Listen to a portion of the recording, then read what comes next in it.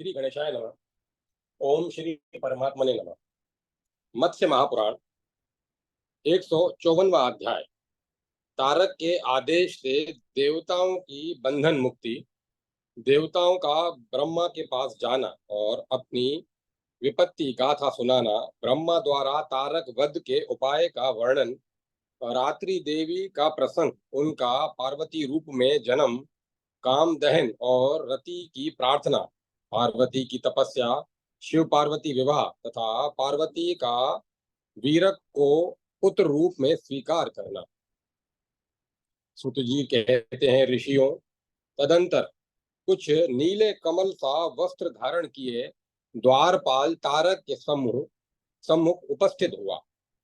वह अपने हाथ से मुख को ढके हुए था। उसने घुटनों के बल पृथ्वी पर माथा टेक कर सूर्य समूह के से उदीप्त शरीर धारण करने वाले जेतेश्वर तारक से स्वल्प किंतु स्पष्ट शब्दों में निवेदन किया।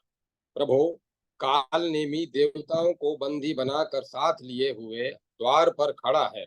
वह पूछ रहा है कि इन बंदियों को कहाँ रखा जाए। द्वारपाल के उस कथन को सुनकर दैत्यराज ने कहा, अरे, ये स्वेच्छानुसार कहीं भी स्थित रहें, इन्हें शीघ्र ही केवल बंधन मुक्त कर दिया जाए, क्योंकि अब तो तीनों भुवन मेरा ग्रह है, अर्थात मेरे पूरे विश्व पर मेरा ही अधिकार है। इस प्रकार बंधन मुक्त होने के पश्चात देवगण दुखी चित्त से जगत गुरु कमल जन्मा ब्रह्मा जी का दर्शन करने के लिए उनकी शरण में गए। वहां पहुंचकर उन इंद्र आदि देवताओं ने पृथ्वी पर सिर टेक कर ब्रह्मा को प्रणाम किया और उनसे अपनी करुण कहानी कह सुनाई। तत्पश्चात वे स्पष्ट अक्षरों एवं अर्थों से युक्त वचनों द्वारा ब्रह्मा की स्तुति करने लगे। देवगण बोले, सतव मूर्ते, आप ओमकार स्वरूप हैं। आप विश्व की रचना के लिए प्रकट सर्वप्रथम अंकुर है और इस अनंत भेदों वाले विश्व के आत्मा अर्थात मूल स्वरूप है। रुद्र मूर्ते, अंत में इस उत्पन्न हुए विश्व का संहार भी आप ही करते हैं। आपको नमस्कार है। आपका स्वरूप अचिंत्य है। आप अपनी महिमा से अपने शरीर को अपने ही नाम से युक्त अंड अर्थात ब्रह्मांड के रूप में प्रकट कर उसी ब्रह्मांड से ऊपर एवं नीचे के दो खंडों द्वारा आकाश और पृथ्वी का विभाजन करते हैं। हम लोग स्पष्ट रूप से ऐसा जानते हैं कि मेरु पर्वत पर आपने जो देवादि प्राणियों की आयु सीमा निर्धारित की थी, वही कर्तव्यता आदि आप द्वारा निर्मित विधान अब भी प्रचलित है। देव, यह स्पष्ट है कि आप अजन्मा और अविनाशी हैं। आकाश आपका मस्तक, ब्रह्मा चंद्रमा एवं सूर्य आपके नेत्र हैं। सर्पकेश दिशाएं कानों के छिद्र, पृथ्वी दोनों चरण और समुद्र नाभि छिद्र है। आप माया के रचयिता तथा जगत के कारण रूप से प्रसिद्ध हैं। वेदों का कहना है कि आप परम ज्योति से युक्त एवं शांत स्वरूप हैं। विद्वान लोग आपको वेदार्थ में खोजते हैं और आपको जानकर अपने हृदय कमल के भीतरी भाग में स्थित पुराण पुरुष बतलाते हैं। योग के ज्ञाता आपको आत्मस्वरूप कहते हैं तथा सांख्यज्ञों द्वारा जो 7 सूक्ष्म मूर्ति निर्मित की गई है तथा उनकी हेतुभूता जो 8वीं कही गई है, उन सभी के अंत में आपकी ही स्थिति मानी गई है। यह देखकर आपने ही स्थूल एवं सूक्ष्म मूर्तियों का आविष्कार किया था। किन्हीं अज्ञात कारणवश देवताओं ने उन भावों का वर्णन किया था। वे सभी आदि सृष्टि के समय आपसे ही प्रकट हुए थे और आपके संकल्प के अनुसार उन्हें पुनः वैसी वैसी वासना प्राप्त हुई थी। आप अनंत माया द्वारा निगुण अप्रेमेय काल स्वरूप एवं कल्पित संख्या से अतीत हैं। आप भाव एवं अभाव की उत्पत्ति और संहार के कारण हैं। आत्म स्वरूप भगवान, आप अनंत विश्व ब्रह्मांड के कर्ता हैं। अन्यान्य जितने सूक्ष्म स्थूल तथा उनको भी ढकने वाले अर्थात उनसे उत्कृष्ट भाव हैं, उनके द्वारा भी आपका गुणगान किया गया है। उनसे बढ़कर जो स्थूल एवं प्राचीन है, उनके द्वारा भी आप जाने गए हैं। आप उन्नतिशीलों के भूत एवं भविष्य रूप हैं। आप प्रत्येक भाव में अनुप्रविष्ट होकर व्यक्त होते हैं और व्यक्ति भाव का निरसन कर उनसे अवस्थित रहते हैं। इस प्रकार अनंत मूर्ति धारण करने वाले देवादिदेव आप हम भक्तजनों के लिए शरणदाता रक्षक और सहायक होइए। इस प्रकार देवगण अविकारी ब्रह्मा की स्तुति करके मन में अभिष्ट प्रयोजनों की सिद्धि के लिए प्रार्थना करते हुए खड़े रहे। देवताओं द्वारा इस प्रकार स्तुति किए जाने पर ब्रह्मा परम प्रसन्न हुए और अपने वरदायक बाएं हाथ से देवताओं को निर्देश करते हुए बोले। ब्रह्मा जी ने कहा, इंद्र, भूषणों से रहित तथा मलिन मुख एवं बालों से युक्त तुम्हारा शरीर पति विहीना स्त्री की तरह शोभा नहीं पा रहा है। हुताशन, धूम से रहित होने पर भी तुम्हारी शोभा नहीं हो रही है। ऐसा प्रतीत होता है मानो तुम चीरकाल से जलकर शांत हो गए हो और राख से ढक गए हो। यमराज, इस रोगी शरीर में तुम्हारी शोभा नहीं हो रही है, ऐसा ज्ञात होता है। मानो तुम पग पग पर कठिनाई का अनुभव करते हुए काल दंड के सहारे चल रहे हो। राक्षसेंद्र नेत्रति, तुम राक्षसों के स्वामी होकर भी भयभीत की तरह क्यों बोल रहे हो? अरे शत्रु संहारक, तुम तो शत्रुओं द्वारा घायल किए हुए से दिख रहे हो। वरुण, तुम्हारा शरीर अग्नि से घिरे हुए की तरह अत्यंत शुष्क दिख रहा है। ऐसा लग रहा है मानो सर्पों ने तुम्हारे पाश में से खून उगल दिया है। वायुदेव, तुम स्नेही जनों द्वारा पराजित हुए की तरह अचेत से दिख रहे हो। कुबेर, तुम अपने यक्षाधिपत्य को त्याग कर क्यों भयभीत हो रहे हो? रुद्रगण, तुम लोग तो त्रिशूलधारी थे, बताओ तो सही, तुम्हारे त्रिशूल की विशिष्ट क्षमता कहाँ चली गई? तुम लोगों के भी इस उस तेज को किसने नष्ट कर दिया? मधुसूदन, आपका हाथ कर्तव्यहीन हो गया है, जिससे इसकी शोभा नहीं हो रही है। इस नीले कमल की सी कांति वाले चक्र के धारण करने से क्या लाभ? विश्व तो मुख, इस समय आप नेत्र बंद करके अपने उदर में विलीन हुए भुवनों का अवलोकन क्यों कर रहे हैं? उन वेद मूर्ति ब्रह्मा द्वारा इस प्रकार पूछे जाने पर देवताओं ने वाणी शक्ति के मुख्य कारण वायु को प्रेरित किया। उस समय विष्णु आदि देवताओं ने वायु को भली भांति समझा दिया। तब वे ऐश्वर्यशाली एवं चराचर प्राणियों के गुरु ब्रह्मा से बोले, भगवान, चराचर प्राणियों के मनों में उत्पन्न हुए भावों को आप न जानते हो, ऐसी बात नहीं।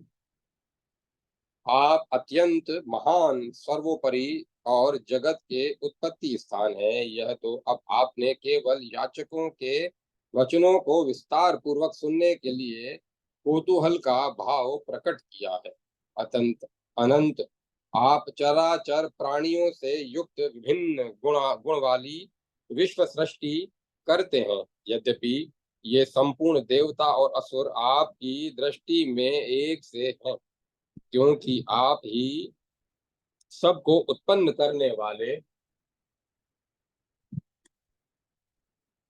आप ही सबको उत्पन्न करने वाले हैं। तथापि पिता के मन में भी पुत्रों के सगुण निर्गुण एवं सबल निर्बल रूप पक्ष को लेकर अंतर रहता ही है। आपसे वरदान प्राप्त कर निर्भय हुआ वज्रांग का पुत्र महाबली धूर्त दैत्य तारक चराचर जगत का नाश करने के लिए क्या कर रहा है, यह आपको भली भांति विदित है।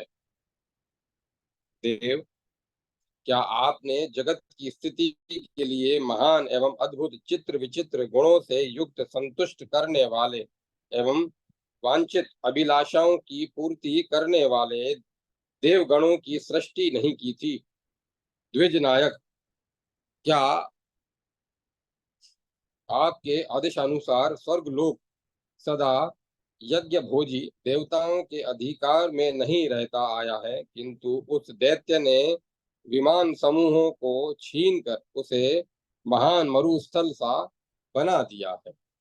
जिस हिमालय को समस्त पर्वतों का राजा होने के कारण आपने सर्वगुण संपन्न बनाया था, जो सर्वगुण संपन्न बनाया, जो ऊंचाइयों में आकाश तक व्याप्त था और संकेतानुसार चलने वाला था, उसके शिखर के तट प्रांत को उस दैत्य ने वज्र से तोड़ फोड़ कर अपने निवास और विहार के उपयुक्त बना लिया है।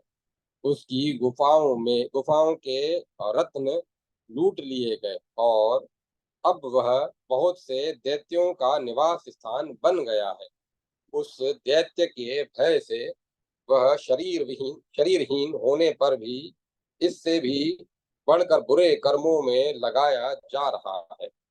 सुरराज, कृत युग के आदि में आपने ही देवताओं के लिए उपयोगी समझकर जिन विशाल चिरस्थायी अपनी निर्मल कांति से दिशाओं को उद्भासित करने वाले एवं अप्रतिहत अस्त्र समूहों का निर्माण किया था, वे अस्त्र भी उस दैत्य के शरीर पर गिरकर कायर की भांति भिन्नता की तरह सैकड़ों टुकड़ों में टूट टूट कर गिर चूर हो गए हैं। देवेश, इतना ही नहीं, उस देवद्रोही के द्वार पर कीचड़ और धूली से भरे हुए अंग वाले हम लोग तिरस्कार पूर्वक बिठाए गए थे और बड़ी कठिनाई से हम लोगों को उसकी सभा में प्रवेश करने का अवसर मिला था। उस सभा में भी देवगण निकृष्ट आसनों पर बैठाए गए थे। वहां यद्यपि हम लोग कुछ बोल नहीं रहे थे, तथापि उसके वेदधारी भृत्यों द्वारा हम लोगों का उपहास किया जा रहा था। वे कह रहे थे, देवगण, आप लोग बड़े सम्मानित एवं सभी प्रयोजनों को सिद्ध करने वाले हैं, इसीलिए थोड़ा बोलते हैं ना। उनकी इन व्यंग्यपूर्ण बातों का उत्तर भी देवगण अनेक प्रकार की चटुता भरी बातों द्वारा देते थे। यह दैत्य सिंह तारक की सभा है, इंद्र की लड़खड़ाने वाली सभा नहीं। बोलो बोलो। इस प्रकार उस दैत्य के परिचारकों द्वारा हम लोगों की बहुत हंसी उड़ाई गई। वहां 6 ऋतुएं शरीर धारण कर रात दिन उसकी सेवा में लगी हैं। वे कोई अपराध न हो जाए, इस भय से उसे कभी नहीं छोड़ती। सिद्ध गंधर्व और किन्नर उसके महलों में निष्कपट रूप से नित्य वाणी पर तीनों लयों समेत सुंदर राग अलापते रहते हैं।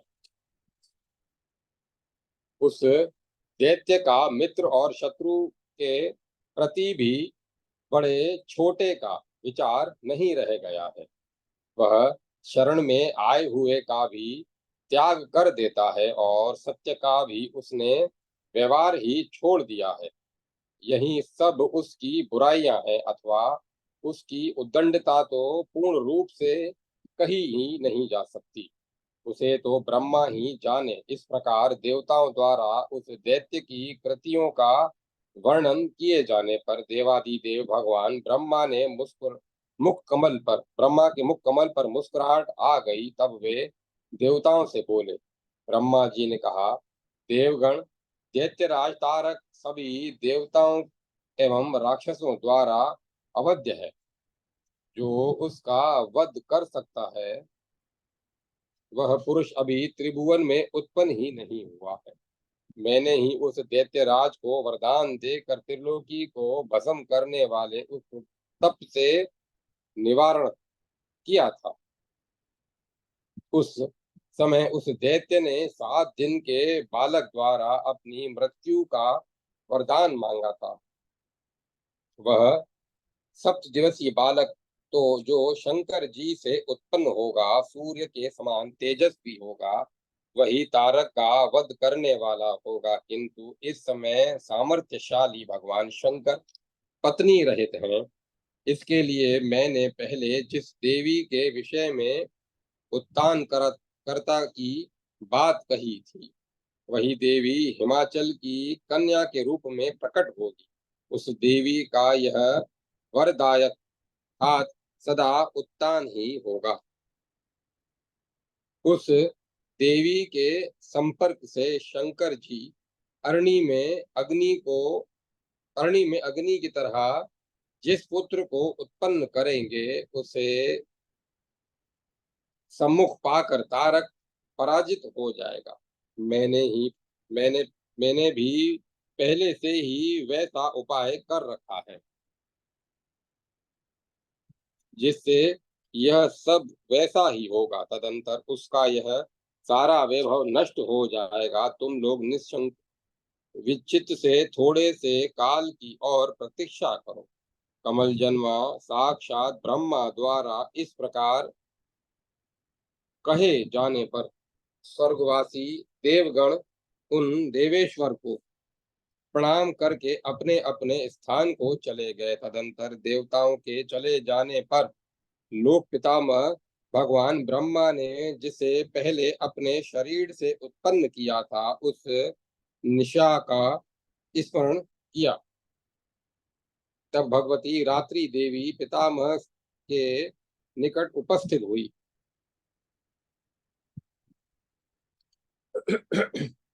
उन विभावरी रात्रि को एकांत में उपस्थित देखकर ब्रह्मा बोले। ब्रह्मा जी ने कहा, विभावरी रात्रि देवी, इस समय देवताओं का एक बहुत बड़ा कार्य आ उपस्थित हुआ है।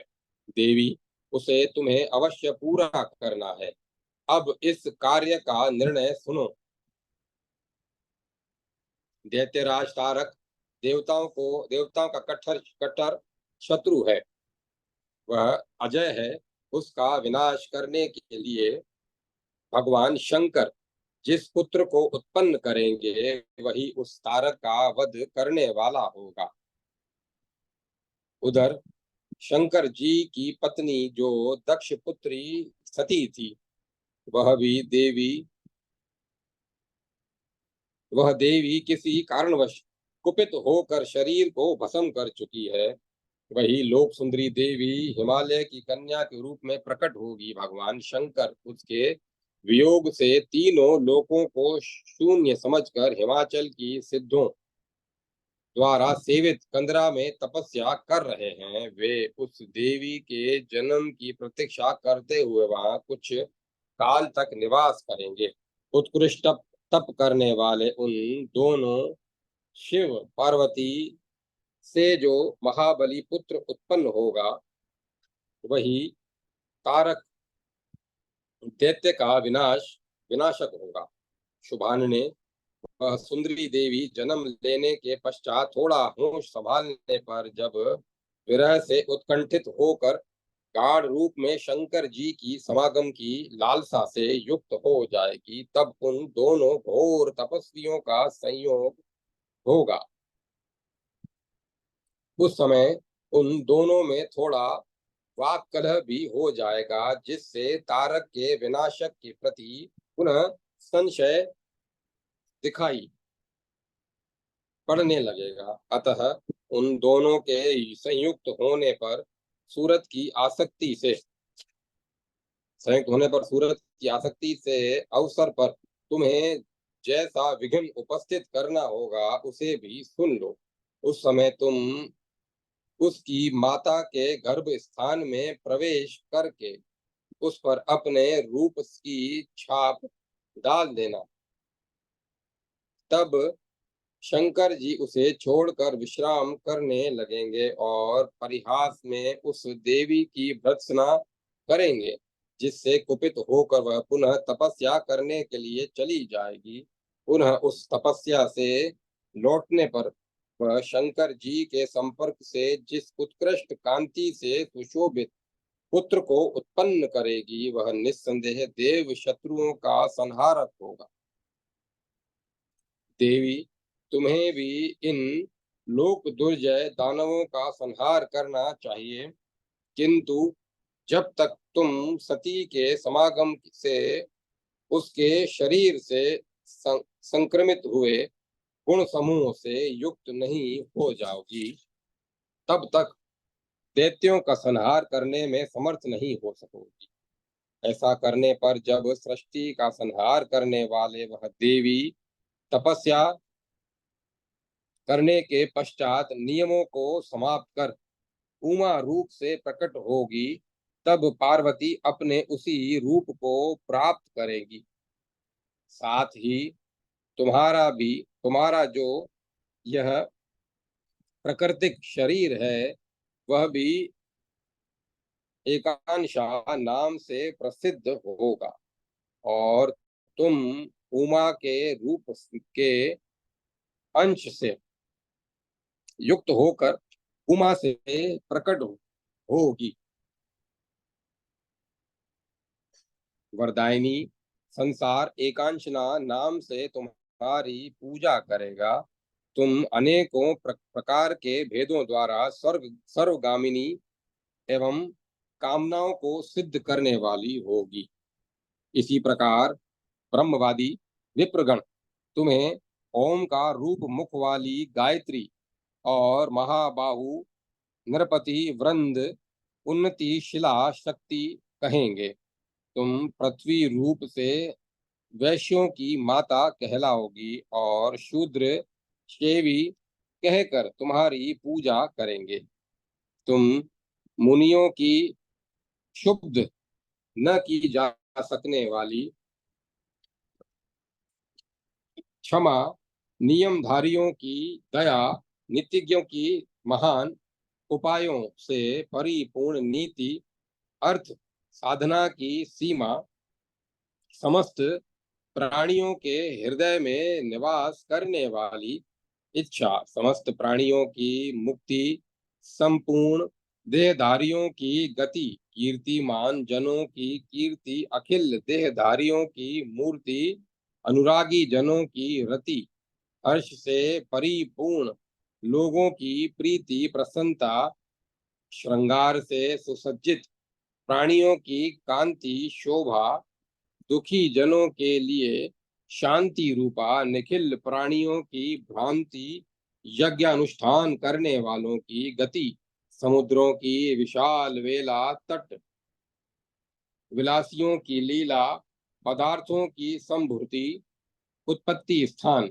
लोकों का पालन करने वाली स्थिति, संपूर्ण भुवन समूहों को नाश करने वाली काल रात्रि तथा प्रियतम के गले से लगने पर उत्पन्न हुए आनंद को देने वाली रात्रि के रूप में सम्मानित होगी। देवी, इस प्रकार तुम संसार में अनेक प्रकार के रूपों द्वारा पूजित होगी। वरदे, जो लोग नियम पूर्वक तुम्हारा स्तवन पूजन करेंगे, वे सभी मनोरथों को प्राप्त कर लेंगे, इसमें तनिक भी संशय नहीं है। ब्रह्मा द्वारा इस प्रकार आदेश दिए जाने पर विभावरी रात्रि देवी हाथ जोड़कर अच्छा ऐसा ही करूंगी यूं कहकर तुरंत ही बड़े वेग से हिमाचल के उस सुंदर भुवन की ओर प्रस्थित हुई। वहां पहुंचकर उसने एक विशाल अट्टालिका पर रत्न निर्मित दीवाल के सहारे बैठी हुई मैना को देखा। उस समय उनके मुख कमल की कांति कुछ पीली पड़ गई थी। वे कुछ काले रंग वाले चुचकों से युक्त स्तन के भार से झुकी हुई थी। उसके गले में जीव रक्षा के निमित्त एक स्वर्ण निर्मित विशाल सर्प के से आकार वाली माला लटक रही थी, जिसमें महौषधियों के समूह और अभिमंत्रित मंत्र राज बंधे हुए। उनका वह महल मणि निर्मित दीप समूहों की ज्योति के उत्कट प्रकाश से उद्भासित था। वहां प्रयोजन सिद्धि के लिए बहुत से पदार्थ रखे हुए थे, जिससे वह कामदेव के परिवार जैसा लग रहा था। वहां भूतल पर शैया बिछी थी, जिस पर शुद्ध एवं श्वेत रेशमी चादर बिछी हुई थी, तथा सर्ज की गंध के समान मन को लुभाने वाले धूप की सुगंध फैल रही थी। तदंतर क्रमशः दिन के व्यतीत होने पर विभावरी मैना के उस सुखमय विशाल गृह में अपना प्रसार करने लगी। तत्पश्चात जब शयन के लिए बिछी हुई शैया पर पुरुष गण प्राय कुछ निंद्रा मग्न से होने लगे, चांदनी स्पष्ट रूप से बिखर गई। रात्रि में विचरने वाले पक्षी निर्भय होकर इधर उधर घूमने लगे। चबूतरे चौराहों पर राक्षसों और भूत प्रेतों का जमघट लग गया। पति पत्नी गाढ़ रूप से गले लगकर नींद के वशीभूत हो गए। तब मैना के भी दोनों नेत्र कमल नींद से कुछ व्याकुल हो गए। ऐसा अवसर पाकर चिरकाल से स्पष्ट रूप से संगम की इच्छा रखने वाली रात्रि देवी जगन माता पार्वती की जन्मदायिनी मैना के मुख में प्रवेश कर गई और उसने क्रमशः सारे उदर पर अधिकार जमा लिया। अपने प्रवेश के अनंतर देवी का जन्म मानती हुई विभावरी रात्रि ने जंगली गुफा की तरह उस उदर में देवी की कांति को अपने रंग से रंग दिया। तदंतर जगत के परिषण परिरक्षण की हेतुभूता हिमाचल प्रिया मैना ने सुंदर ब्रह्म मुहूर्त में स्कंद की माता पार्वती को जन्म दिया। पार्वती के उत्पन्न होने पर संपूर्ण लोकों के निवासी एवं सभी स्थावर जगम प्राणी सुखी हो गए। उस समय नरक निवासियों की भी स्वर्ग के समान महान सुख का अनुभव हुआ। क्रूर स्वभाव वाले प्राणियों का चित्त शांत हो गया। ज्योतिर्गणों का तेज बढ़ गया। देव समूहों की उन्नति हुई। जंगली औषधियां विकसित हो गई और फल स्वादिष्ट हो गए। पुष्पों में सुगंध बढ़ गई और आकाश निर्मल हो गया। सुख स्पर्शी शीतल मंद सुगंध वायु चलने लगी। विशाल अत्यंत दिशाएं अत्यंत मनोहारिणी हो गई। वे कुछ उत्पन्न हुई वे कुछ उत्पन्न हुए, कुछ फले हुए और कुछ पके हुए पदार्थों के गुणों से युक्त होने के कारण चमक रही थी। पृथ्वी देवी भी धान्य समूहों से व्याप्त हो गई। निर्मल चित्त एवं शुद्धात्मा मुनियों की दीर्घ काल से चली आती हुई तपस्याएं उस समय सफल हो गईं। भूले हुए शस्त्र पुनः प्रकट होने लगे। प्रधान प्रधान तीर्थों का प्रभाव परम पुण्यमय हो गया। उस समय महेंद्र, विष्णु, ब्रह्मा, वायु, अग्नि आदि हजारों देवता विमान पर चढ़कर आकाश में उपस्थित थे। वे उस हिमाचल पर पुष्पों की वर्षा करने लगे। प्रधान प्रधान गंधर्व गाने लगे और अप्सराएं नृत्य करने लगी। उस महोत्सव के अवसर पर महाबली सुमेरु आदि पर्वत शरीर धारण कर और हाथ में उपहार के लिए दिव्य पदार्थ लिए हुए तथा नदियों और सागरों के दल सब ओर से उपस्थित हुए। उस समय हिमाचल जगत में सभी चराचर प्राणियों द्वारा सेव्य तथा अभिगमन करने योग्य बन गए। वे श्रेष्ठ पर्वत के रूप में मंगल रूप हो गए। तत्पश्चात देवगण उस उत्सव का आनंद लेकर हर्ष पूर्वक अपने अपने स्थान को चले गए। इधर हिमाचल कन्या पार्वती देवी आलस्य रहित एवं बुद्धिमान पुरुषों की लक्ष्मी की भांति क्रमशः दिन प्रतिदिन बढ़ने लगी। पार्वती ने अपने देव गंधर्व नागेंद्र पर्वत और पृथ्वी के शील स्वभाव से युक्त गुणों तथा रूप सौभाग्य और ज्ञान द्वारा क्रमशः तीनों लोकों को जीत लिया और असाधारण रूप से विभूषित भी किया। इसी बीच इंद्र ने देवताओं के अनुकूलवर्ती एवं शीघ्र ही कार्य साधन में जुट जाने वाले देव ऋषि नारद का स्मरण किया। तब अपने अपने को इंद्र द्वारा स्मरण किया गया जानकर भगवान नारद हर्ष पूर्वक महेंद्र के निवास स्थान पर आए। उन्हें आया हुआ देखकर सस्नेहधारी इंद्र सहस्त्र नेत्रधारी इंद्र अपने सिंहासन से उठ खड़े हुए और उन्होंने यथा योग्य पाद आदि द्वारा नारद जी की पूजा की। इंद्र द्वारा विधि पूर्वक की गई उस पूजा को ग्रहण कर नारद ने देवराज इंद्र से कुशल प्रश्न किया। तब कुशल पूछे जाने पर सामर्थ्यशाली इंद्र ने इस प्रकार कहा। इंद्र बोले, मुने, त्रिभुवन के कल्याण के लिए अंकुर तो उत्पन्न हो गया है, किंतु उससे फल रूपी संपत्ति की उत्पत्ति के निमित्त आप सावधान हो जाएं। यद्यपि आप यह सब कुछ जानते हैं, तथापि कहने वाला अपने मित्र से अपना प्रयोजन निवेदित करने करके परम संतोष का अनुभव करता है।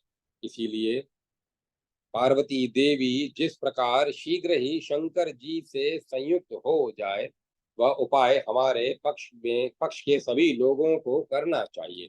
तत्पश्चात सारा प्रयोजन समझकर और इंद्र से सलाह करके भगवान नारद हिमाचल के भवन की ओर चल पड़े। थोड़ी ही देर में वे द्विजवर चित्र विचित्र बेत की लताओं से आच्छादित भवन द्वार पर जा पहुंचे। वहां पहले से ही भवन के बाहर निकले हुए हिमाचल ने मुनि की वंदना की। फिर वे हिमाचल के साथ पृथ्वी के भूषण स्वरूप उनके भवन में प्रविष्ट हुए। वहां अनुपम कांति वाले मुनिवर नारद स्वयं हिमाचल द्वारा निवेदित किए गए एक स्वर्ण निर्मित विशाल सिंहासन पर विराजमान हुए। तब शैलराज ने उन्हें यथा योग्य पाद और अर्घ्य निवेदित किया। मुनि ने विधि पूर्वक उस अर्घ्य को स्वीकार किया। उस समय शैलराज का मुख खिले हुए कमल के समान हर्ष से खिल उठा। तब उन्होंने अर्घ्य ग्रहण करने के पश्चात मुनिवर से मधुर वाणी में धीरे से उनकी तपस्या के विषय में कुशल पूछी। इसके बाद मुनि ने भी पर्वतराज से कुशल समाचार पूछा। नारद जी बोले, महाचल, तुम्हारे इस भवन को देखकर आश्चर्य होता है। तुमने इस भवन के सभी पदार्थों को संग्रहित कर रखा है। तुमने इस भवन में सभी पदार्थों को संग्रहित कर रखा है। पर्वतराज तुम्हारी कंदराओं की प्रथुता तो मन के समान गंभीर है। तुम्हारे अन्य अन्य गुण समूहों की गुरुता अन्य स्थावरों से कहीं बढ़ चढ़कर है। तुम्हारे जल की निर्मलता मन से भी अधिक है। शैलराज, मैं ऐसी कोई वस्तु नहीं देख रहा हूं जो तुम्हारी कंदराओं के भीतर वर्तमान न हो। स्वर्ग में कहीं भी तुमसे बढ़कर लक्ष्मी नहीं है। तुम अपनी गुफाओं में निवास करने वाले नाना प्रकार की तपस्याओं में निरत अग्नि एवं सूर्य की सी कांति वाले पावन मुनियों द्वारा नित्य पवित्र होते रहते हो। देवता, गंधर्व और किन्नर वृंद स्वर्गवास से विरक्त हो विमानों की अवहेलना पर कर पिता के ग्रह की तरह तुम्हारे यहाँ निवास कर रहे हैं। अहो शैलेंद्र, तुम धन्य हो,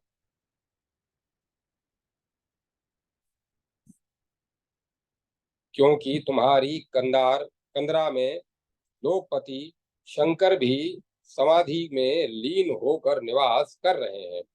देवऋषि नारद इस प्रकार आदरपूर्ण वाणी बोल ही रहे थे कि उसी समय पर्वतराज हिमाचल की पटरानी मैना अपनी कन्या के साथ मुनि का दर्शन करने के लिए वहां आई। उनके साथ कुछ सखियां और सेविकाएं भी थी। उन्होंने लज्जा और प्रेम से विनम्र हो उस भवन में प्रवेश किया जहां जितेंद्रिय मुनिवर नारद हिमाचल के साथ बैठे हुए थे।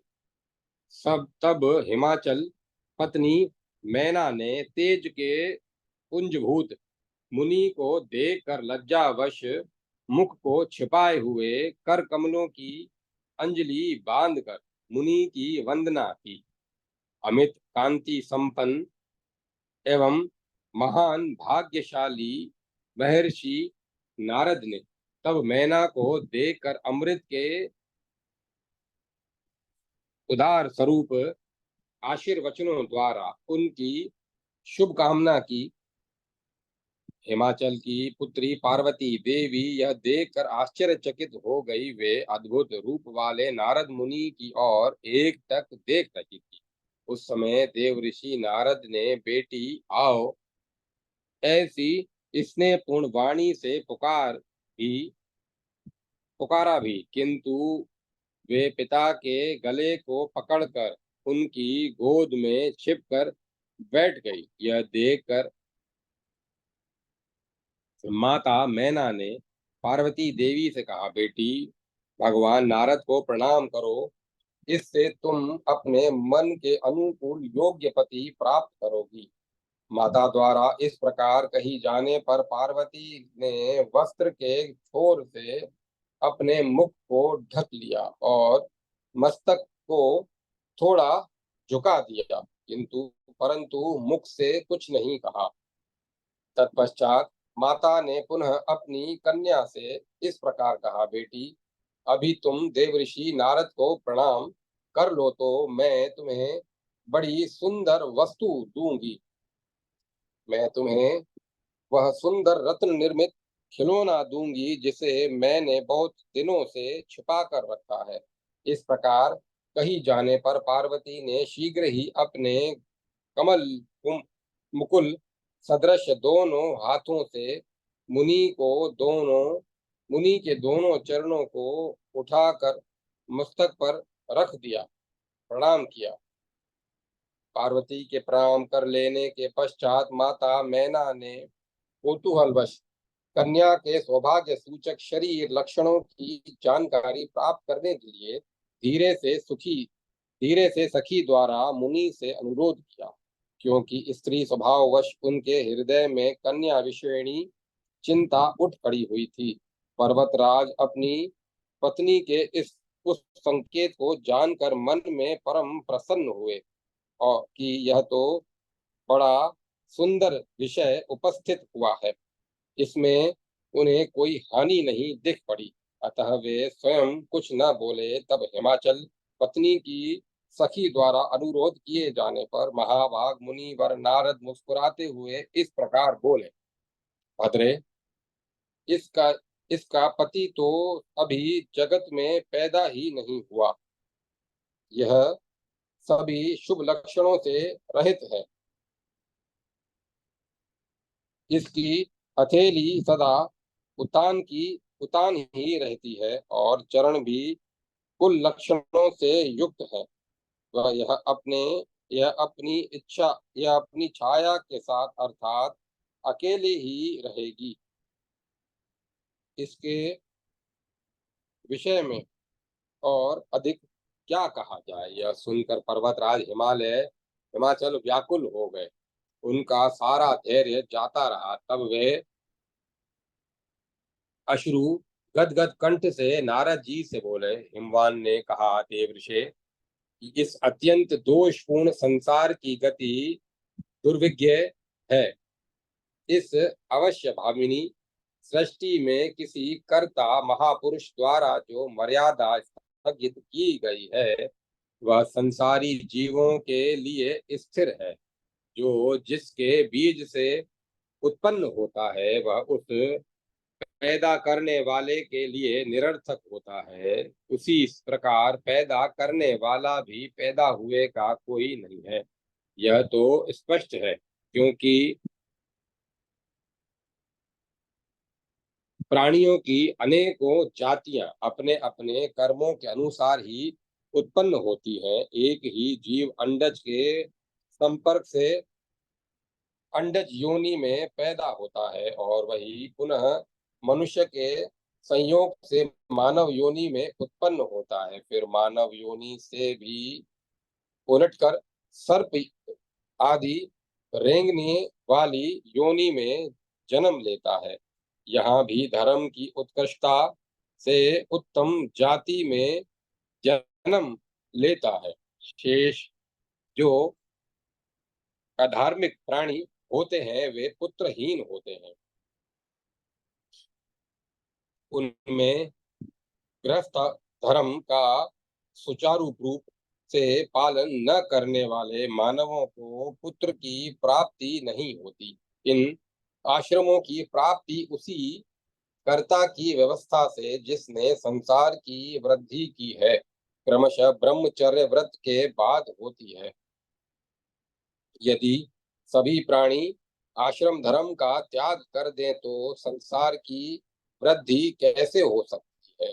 इसीलिए सृष्टिकर्ता ने शास्त्रों में नरक से त्राण करने का लोभ दिखाकर प्राणियों को मोहित करने के लिए पुत्र प्राप्ति की प्रशंसा की है। परंतु प्राणियों की सृष्टि स्त्री के बिना हो नहीं सकती और वह स्त्री जाति स्वभाव से ही दयनीय और दीनतापूर्ण होने वाली होती है। इसीलिए ब्रह्मा ने उन स्त्रियों को शास्त्रलोचन की शक्ति नहीं दी है। शास्त्रालोचन की शक्ति नहीं दी है। इसी प्रकार शास्त्रों में अनेक बार निश्चित रूप से इस महान फल का वर्णन किया गया है कि जो कन्या शील सदाचार से रहित न हो, वह 10 पुत्रों के समान मानी गई है। किंतु यह वाक्य निष्फल है और पुरुष के लिए अत्यंत ग्लानि उत्पन्न करने वाला है, क्योंकि जो कन्या पति पुत्र और धन आदि सभी सुख साधनों से पूर्ण संपन्न होने पर भी जब कृपण, शोचनीय और पिता के दुख को बढ़ाने वाली होती है, तब जो पति पुत्र धन आदि से हीन अभाग्नि हो, तो उसके विषय में क्या कहना है। नारद जी अपने नारद जी, आपने मेरी कन्या के शरीर में जो दोष समूह का वर्णन किया है, उसी कारण मैं मोह में पड़ गया हूँ। मेरा शरीर सूखा जा रहा है, मन में ग्लानि हो रही है और कष्ट पा रहा हूँ। मुने, इसी समय मुझ पर अनुग्रह करके कन्या के कष्ट निवारक उपाय यदि अयुक्त अथवा दुष्प्राप्य भी हो तो बतलाइए और मेरे कन्या विषयक दुख को दूर कीजिए, क्योंकि निस्संदेह रूप से कार्य सिद्धि की संभावना होने पर भी फल के लोभ में आसक्त और कार्य साधन में निपुण अशुभ तृष्णा मेरे परिभव युक्त मन को ठग रही है।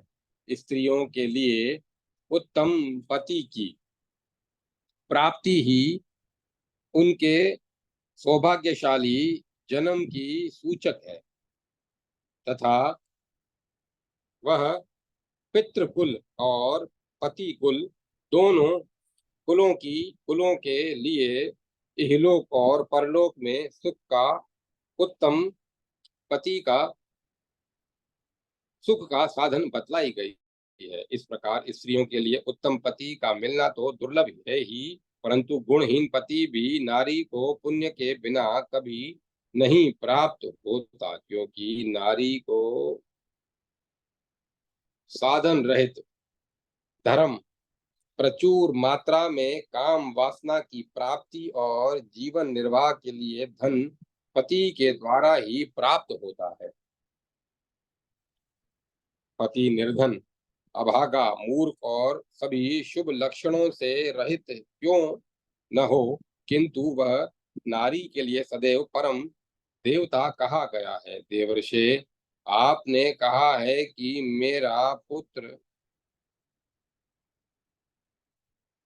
आपने कहा देवर्षे आपने कहा है कि मेरी पुत्री का पति पैदा ही नहीं हुआ, यह तो इसका अतुलनीय और बहुत बड़ा दुस्सह दुर्भाग्य है।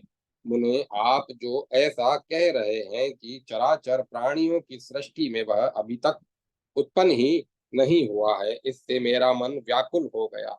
मनुष्यों एवं देव जातियों के शुभाशुभ सूचक लक्षण हाथों और पैरों में चिन्हित लक्षणों द्वारा जाने जाते हैं।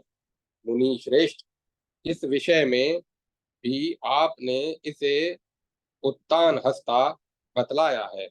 यह उत्तान हस्ता सदा याचकों की ही कही गई है, किंतु जो सौभाग्यशाली धनवाद धन्यवाद के पात्र और धनी होते हैं, उनके हाथ कभी उत्तान नहीं रहते।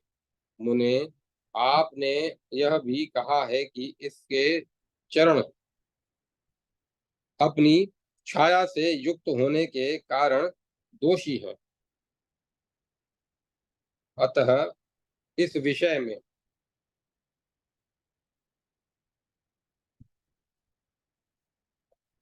में भी हमें कल्याणकारिणी आशा नहीं प्रतीत हो रही है। शरीर के अन्यान्य लक्षण पृथक पृथक फल सूचित करते हैं। इनमें जो सौभाग्य, धन, पुत्र, आयु और पति प्राप्ति के सूचक होते हैं, उन सभी लक्षणों से मेरी यह कन्या हीन है, ऐसा आप कह रहे हैं। मुनि श्रेष्ठ, आप मेरी सारी मनोगत अभिलाषाओं को जानते हैं। मुनि शार्दुल, आप सत्यवादी हैं, इसी कारण आपकी बात सुनकर मैं मोहित हो रहा हूँ और मेरा हृदय फटा सा जा रहा है। ऐसा कहकर हिमाचल उस महान दुख की कल्पना से विरत हो गए। उस शैल राज के मुख कमल से निकली हुई ये सारी बातें सुनकर देव पूजित नारद जी मुस्कुराते हुए इस प्रकार बोले। नारद जी ने कहा, गिरिराज, आप तो महान हर्ष का अवसर उपस्थित होने पर भी दुखी हो गया दुख की गाथा गा रहे हैं और मेरे अस्पष्ट वाक्य के अर्थ को समझे बिना मोह को प्राप्त हो रहे हैं। खेलराज, इस रहस्यपूर्ण वाणी का तात्पर्य मुझसे सुनिए और मेरे द्वारा कही हुई बात पर सुबह सावधानी पूर्वक विचार कीजिए। हिमाचल, मैंने जो यह कहा कि इस देवी का पति उत्पन्न ही नहीं हुआ, इसका अभिप्राय यह है कि जो भूत भविष्य वर्तमान तीनों कालों में वर्तमान रहने वाले जीवों के शरणदाता, अविनाशी, नियामक, कल्याणकर्ता और परमेश्वर हैं। वे महादेव उत्पन्न नहीं हुए हैं, अर्थात वे अनादि हैं। उनका जन्म नहीं होता। पर्वतराज, ब्रह्मा, विष्णु, इंद्र, मुनि आदि जन्म, मृत्यु और वृद्धावस्था से ग्रस्त हैं। ये सभी उस परमेश्वर के खिलौने मात्र हैं। उन्हीं की इच्छा से त्रिभुवन के स्वामी ब्रह्मा प्रकट हुए हैं और विष्णु प्रत्येक युग में विशाल शरीर धारण करके नाना प्रकार की जातियों में उत्पन्न होते हैं। पर्वतराज प्रत्येक युग में प्रत्येक युग में माया का आश्रय लेकर उत्पन्न हुए। विष्णु को तो तुम भी मानते ही हो। स्थावर योनियों में जन्म लेने पर भी शरीरांत होने पर आत्मा का विनाश नहीं होता।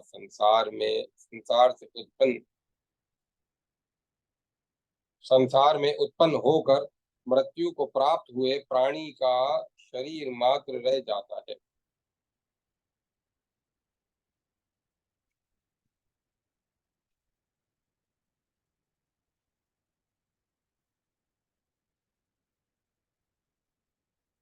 आत्मा का नाश नहीं कहा जाता। ब्रह्मा से लेकर स्थावर पर्यंत जो यह संसार कहा जाता है, उसमें उत्पन्न हुए प्राणी जन्म मृत्यु के दुख से पीड़ित होकर पराधीन रहते हैं, किंतु महादेव स्थाणु की भांति अचल हैं। वे वृद्धावस्था से रहित तथा सबको उत्पन्न करने वाले हैं, किंतु स्वयं किसी से उत्पन्न नहीं होते। वे ही निर्दोष जगदीश्वर शंकर इस कन्या के पति होंगे। साथ ही मैंने तुमसे जो कहा था कि यह देवी लक्षणों से रहित है, उस वाक्य का अभिप्राय भी सम्यक रूप से सुनो। पर्वतराज, शरीर के अवयवों से अंकित लक्षण देविक चिन्ह होता है। यह सभी के आयु, धन और सौभाग्य के परिणाम को प्रकट करने वाला होता है, किंतु उसके शरीर में इस अनंत एवं अप्रमेय सौभाग्य के किसी लक्षणाकार चिन्ह का संविधान नहीं किया गया है। इसीलिए मैंने कहा है कि इसके शरीर में लक्षण नहीं है। महाबुद्धिमान हिमाचल, जो मैंने इसकी सदा उत्तान कर्ता का कथन किया था, इसका तात्पर्य यह है कि इस देवी का वह यह वरदायक हाथ सदा उत्तान ही रहता रहेगा, जिससे यह सुर, असुर और मुनि समूह के लिए वरदायिनी होंगी हमेशा वरदायिनी होंगी। पर्वत श्रेष्ठ, उस समय मैंने जो ऐसा कहा था कि इसके चरण अपनी छाया में रहने के कारण दोषी हैं, इस विषय में भी तुम मेरे वचनों की युक्ति सुनो। इसके कमल सदृश चरण स्वच्छ उज्जवल नखों से सुशोभित हैं, तब वे नमस्कार करने वाले सुरों और असुरों के किरीट से जड़ी हुई मणियों से विचित्र वर्ण की कांति से उद्भासित होगी। तब सारी कक्षाओं से तब अपनी उद्भासित होगी, तब अपनी छाया से प्रतिबिंबित कहलाएंगी।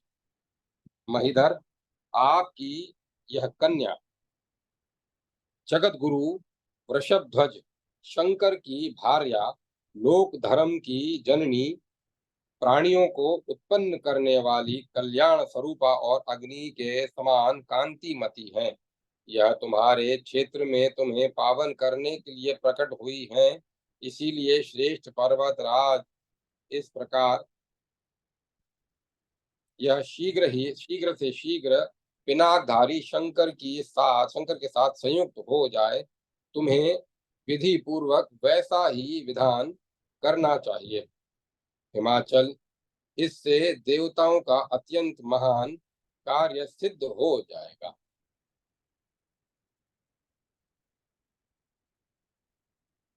सुत जी कहते हैं, ऋषियों, नारद जी के मुख से ये सारी बातें सुनकर उस समय मैना के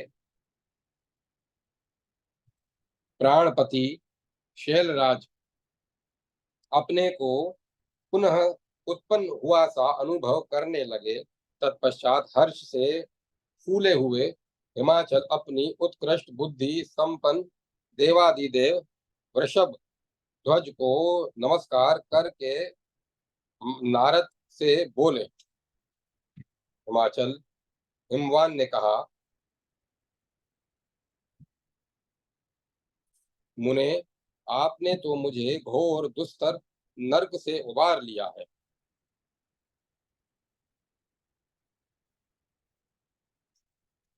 और पाताल से निकालकर सातों लोकों का अधिपति बना दिया है। मुनिवर, इस समय आपने हिमाचल पर जो अचल गुण वाली समृद्धि उत्पन्न कर दी है, इससे मैं सचमुच हिमाचल नाम से विख्यात कर दिया गया हूँ।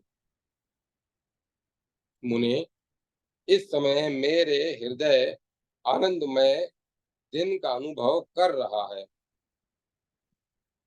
मुने, इस समय मेरा हृदय आनंदमय दिन का अनुभव कर रहा है, जिससे यह आपके कृत्यों का विभाग पूर्वक विचार करने में सक्षम नहीं हो रहा है। यदि मैं वाणी के अधीश्वर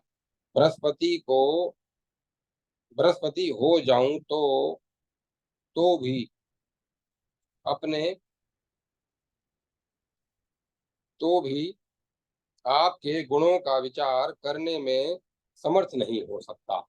मुने, आप जैसे महर्षियों का दर्शन निश्चय ही अमोघ होता है। महामुने, हम लोगों के प्रति आपकी अस्थिरता तो मुझे स्पष्ट रूप से ज्ञात है। आप लोगों द्वारा ही मैं आत्मस्वरूप मुनियों एवं देवताओं के निवास योग्य बनाया गया हूँ। यद्यपि मैं स्वयं भी पाप करने वाला हूँ, तथापि ब्रह्म किसी एक वस्तु के लिए ज्ञाता मुझे आज्ञा प्रदान कीजिए। उस समय हर्ष से भरे हुए शैलराज के इस प्रकार कहने पर नारद जी ने कहा, प्रभो, तुमने सब कुछ कर लिया। यही कहना है कि दे, देत्यों अब मुझे यही कहना है कि देवताओं के कार्य का जो प्रयोजन है, वह तुम्हारे लिए भी अत्यंत महत्वपूर्ण होगा। ऐसा कहकर नारद जी शीघ्र ही स्वर्ग लोक को चले गए। वहां इंद्र ने वहां इंद्र के भवन में जाकर वे देवराज इंद्र से मिले। तब वे एक सुंदर सिंहासन पर आसीन हो गए। तब इंद्र ने उस तब इंद्र ने उनसे जिज्ञासा प्रकट की। फिर तो वे पार्वती संबंधी कक्षा कक्षा का वर्णन करने लगे। नारद जी बोले, देवराज, संगठित होकर सबके द्वारा जो काम किया जाना चाहिए, उसे तो मैंने अकेले ही कर लिया, किंतु इस अवसर पर अब कामदेव की आवश्यकता आ पड़ी है। कार्यदर्शी नारद मुनि द्वारा इस प्रकार कहे जाने पर देवराज भगवान इंद्र ने आपके बैर को अंकुर को आपके बोर के अंकुर को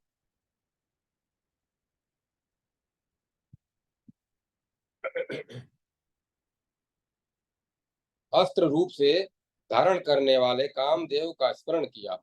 सहस्त्र नेत्रधारी बुद्धिमान इंद्र द्वारा स्मरण किए जाने पर ईश केतु कामदेव अपनी पत्नी रति के साथ विलास पूर्वक शीघ्र ही उपस्थित हुआ उसे उपस्थित देखकर इंद्र ने आदर पूर्वक उससे कहा। इंद्र बोले, मनोभव, तुम तो अजय हो और मन से ही उत्पन्न होते हो, अतः सभी प्राणियों में मनोगत भावों को भली भांति जानते हो। ऐसी दशा में तुम्हारे प्रति अधिक उपदेश करने से क्या लाभ।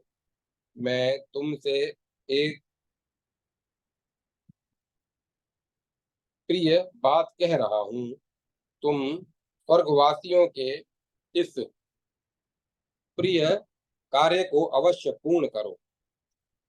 वह यह है कि तुम चैत्र मास और ऋतुराज वसंत को साथ लेकर शंकर जी का गिरिराज कुमारी पार्वती के साथ शीघ्र ही संयोग स्थापित करा दो। अपनी स्वार्थ सिद्धि के निमित्त इंद्र द्वारा इस प्रकार कहे जाने पर पंचबाण कामदेव भयभीत होकर इंद्र से इस प्रकार बोला। कामदेव ने कहा, जगन्नाथ, क्या आप यह नहीं जानते कि मुनियों और दानवों को भयभीत करने वाली इस देव सामग्री से देवादिदेव शंकर को वश में कर लेना सहज नहीं है।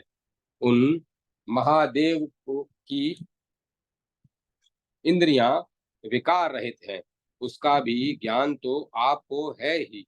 साथ ही महापुरुषों की प्रसन्नता और क्रोध भी महान होता है। इस समय आप जो संपूर्ण उपभोगों की सारभूता स्वर्ग में उत्पन्न होने वाली सुंदरी अप्सराओं तथा बिना चेष्टा की बिना चेष्टा किए हुई प्राप्त होने वाले सुखदायक पदार्थों का उपयोग कर रहे हैं और शंकर जी के प्रति शंकर जी के प्रति प्रमाद करने से नष्ट हो जाएगा। थोड़ा संसार ही विचार कर लीजिए थोड़ा इस पर भी विचार कर लीजिए, क्योंकि सामान्य प्राणियों को भी कार्य फल की संभावना पहले से ही दिखने लगती है। इंद्रदेव, जो लोग सामान्य को छोड़कर विशेष की आशंका करते हैं, उनका सामान्य से पतन हो जाना ही फल है। विशेष तो अप्राप्त है ही। कामदेव के इस कथन को सुनकर देवताओं से घिरे हुए इंद्र ने उससे कहा। इंद्र बोले, रति वल्लभ, तुम्हारे इस कथन के लिए हम लोग प्रमाण हैं। तुम्हारे कथन में कोई संदेह नहीं, किंतु निर्मित वस्तु के आकार प्रकार के बिना लोहार अथवा कारीगर की शक्ति का पता नहीं चलता, और किसी की भी शक्ति किसी विशेष विषय में ही सफल रूप से देखी जाती है, सर्वत्र नहीं। इंद्र द्वारा इस प्रकार कहे जाने पर रति सहित कामदेव सहायक रूप से अपने मित्र मधुमास अथवा वसंत को साथ लेकर प्रस्थित हुआ और शीघ्र ही हिमाचल के शिखर पर जा पहुंचा। वहां जाकर उस वहां जाकर वह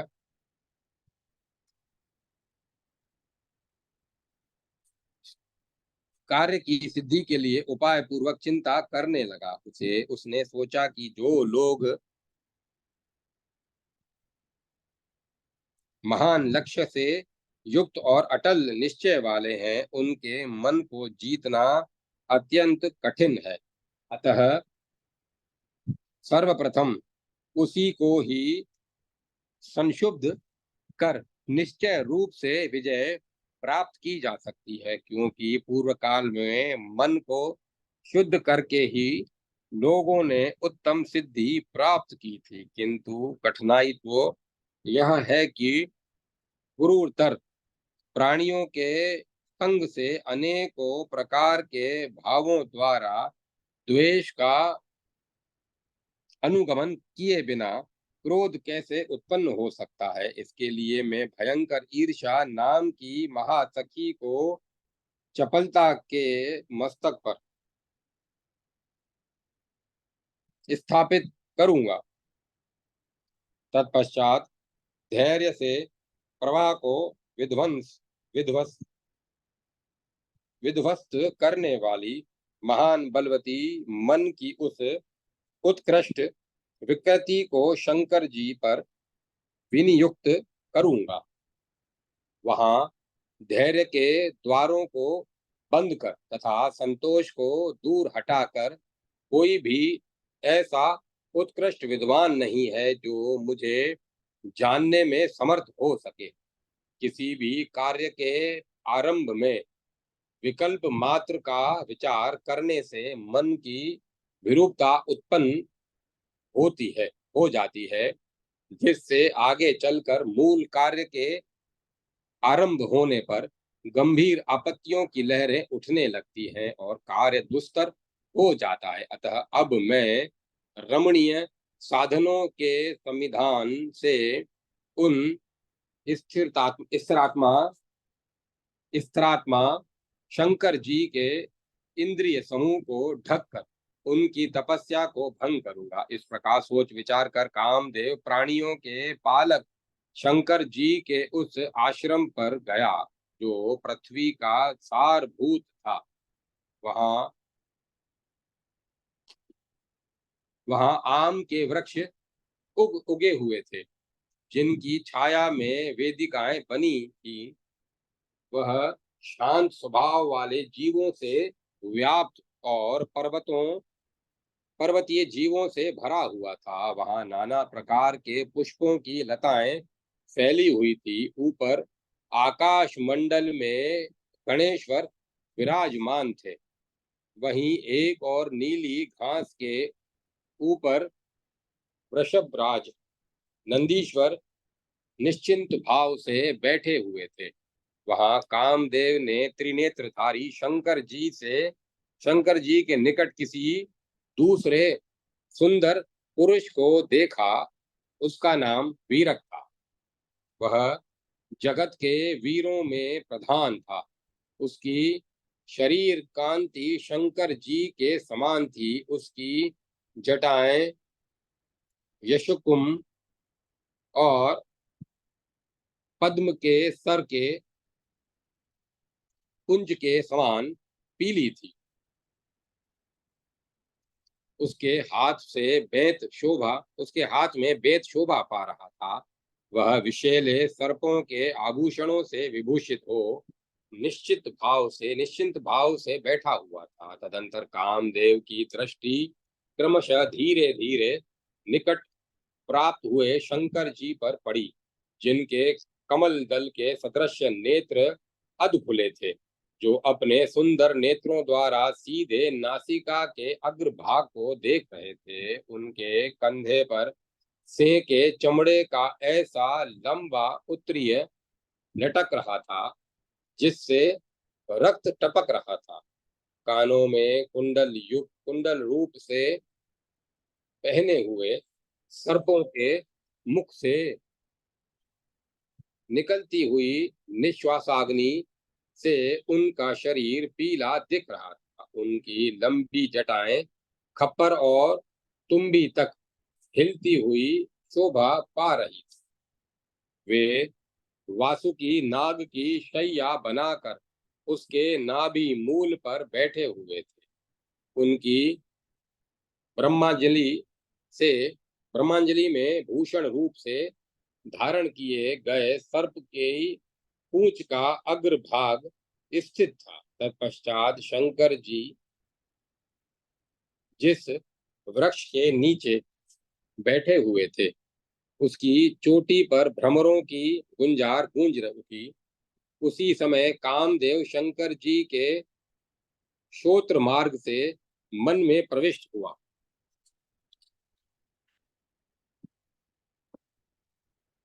भ्रमरों की उस मधुर झंकार को सुनकर शंकर जी का मन कामदेव के प्रभाव से अनुरक्त हो गया। तब उन्होंने अपनी प्रिया दक्ष कन्या सती का स्मरण किया। उस समय उनकी वह लक्ष्य को प्रत्यक्ष रूप से में प्रकट करने वाली अत्यंत निर्मल समाधि भावना धीरे धीरे तिरोहित हो गए तिरोहित हो गई। वे विघ्नों द्वारा लक्ष्य के विरुद्ध अवरुद्ध हो जाने पर सती की तन्मयता को प्राप्त हो गए। थोड़ी देर बाद जितेंद्रिय होने के कारण शंकर जी उस कामजन्य विकार को समझ गए। फिर तो उनमें थोड़ा क्रोध की झलक आ गई। तब उन जटाधारी ने धैर्य धारण कर अपने को कामदेव की स्थिति से मुक्त करने के लिए योग माया का आश्रय लिया। उस माया से अविष्ट होने के कारण कामदेव जलने लगा। तत्पश्चात जो वासना और दुर्वसन का मूर्त रूप स्वेच्छा अनुसार शरीर धारण करने वाला अजय क्रोध और दोष का महान आश्रय स्थान था, वह कामदेव शंकर जी के हृदय से निकला और वह एक बाहरी स्थान पर स्थान का सहारा लेकर निकट ही खड़ा हो गया। उस समय उसका परम स्नेही मित्र मधु चैत्र मास यहाँ वसंत भी उसके साथ था।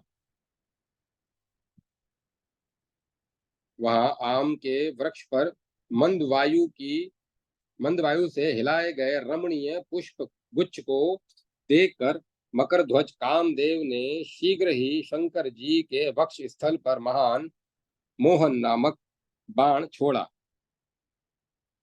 वह विमोहन नामक पुष्प बाण विनाशकारी महान प्रभावशाली कठोर और विशाल था। वह शंकर जी के शुद्ध हृदय पर जा गिरा, जिससे उनका हृदय घायल हो गया और उनकी इंद्रियां विचलित हो गई। फिर तो पर्वत के समान धैर्यशाली होने पर भी शंकर जी कामोन्मुख हो गए, किंतु अनेकों बाहरी विघ्न समूहों के प्राप्त होने पर भी सद्भावों के प्र, प्रभुत्व के कारण उनमें काम का आवेश विशेष रूप से नहीं हुआ। तदुपरांत क्रोधाग्नि से उत्पन्न हुए भयंकर हुकार के भयानक शब्द से युक्त मुख के ऊपर क्रोधाग्नि से उदित तीसरा नेत्र प्रकट हो गया, जो भीषण रूपधारी शंकर जी का जगत का संहार करने वाला भयानक रूप था। तब जटाधारी शंकर जी ने अपने निकट ही खड़े हुए कामदेव की ओर दृष्टिपात किया। फिर तो उसे नेत्र से निकली हुई एक चिंगारी ने तुरंत ही कामियों के दर्प को बढ़ाने वाले कामदेव को जलाकर भस्म कर दिया। यह देखकर स्वर्गवासी हाहाकार मचा रहे थे। इस प्रकार शंकर जी के नेत्र से उत्पन्न हुई अग्नि कामदेव को भस्म कर जगत को जलाने के लिए आगे बढ़ी और लपटों के हुंकार से पदार्थों को भक्षण करने लगी। तब शंकर जी ने जगत का कल्याण करने के लिए उस अग्नि का विभाजन कर दिया। उन्होंने कामाग्नि को विभक्त कर आम के वृक्ष, वसंत ऋतु अथवा चैत्र मास, चंद्रमा, सुगंधित पुष्पों, भ्रमरों और कोकिलाओं के मुख में स्थापित स्थापित कर दिया। बाहर और भीतर दोनों प्रकार से घायल हुए शिवजी द्वारा विभक्त हुआ वह कामदेव का बाण अनुराग और स्नेह से उद्दीप्त हो वेग पूर्वक दौड़ती हुई अग्नि की तरह लोगों के मनों को शुद्ध करने लगा। उसकी उत्पत्ति रोकी नहीं जा सकती थी। वह इतना भयंकर वह इतनी भयंकर थी कि उसके प्रतिरोधक का भी उपाय बड़ी कठिनाइयों से हो सकता था। इस प्रकार वह अब भी कामियों के स्नेह सहित हृदय में पहुंचकर उन्हें रात दिन जलाता रहता। ओम नमः शिवाय। ओम नमो नारायण। ओम नमो भगवते वासुदेवाय। ओम तत्सत। ओम तत्सत। ओम। अब कथा को विराम दिया जाता है।